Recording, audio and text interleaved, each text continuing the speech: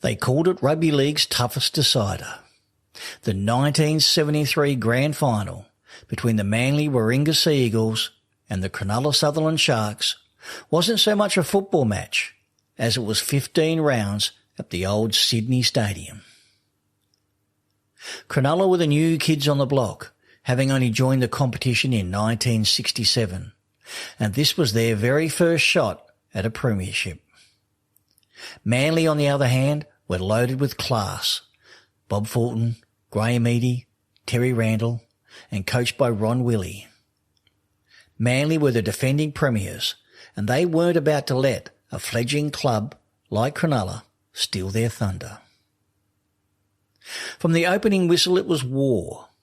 Referee Keith Page blew the pea out of his whistle, but nothing could control the mayhem. The likes of Terry Randall, John O'Neill and Fred Jones squared off against Cronulla's Greg Pearce, Cliff Watson and Tommy Bishop. Every tackle seemed to end with a swinging arm, a stray boot, or a bit of extra attention in the ruck. Even the normally graceful Bob Fulton copped his share of cheap shots. The game was played in brutal heat at the Sydney Cricket Ground, 34 degrees in the shade, and the crowd of 52,000 could barely believe the violence. Newspaper scribes later called it the most savage grand final ever played. One wag even said that if you'd turned the sound off the television, you might have mistaken it for a boxing replay. Through all the brawls and blood, Manly's class eventually shone through.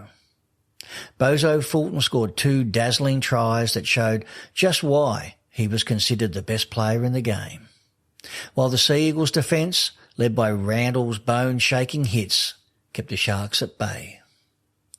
When the dust settled, Manly triumphed 10-7 to claim their second premiership. The scoreline was close, but the real story was the ferocity of the contest.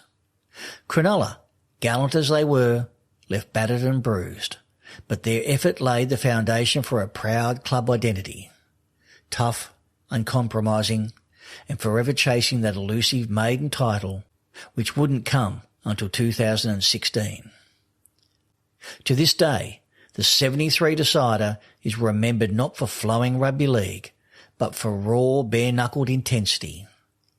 It was a reminder that in the 70s, a grand final wasn't just about skill.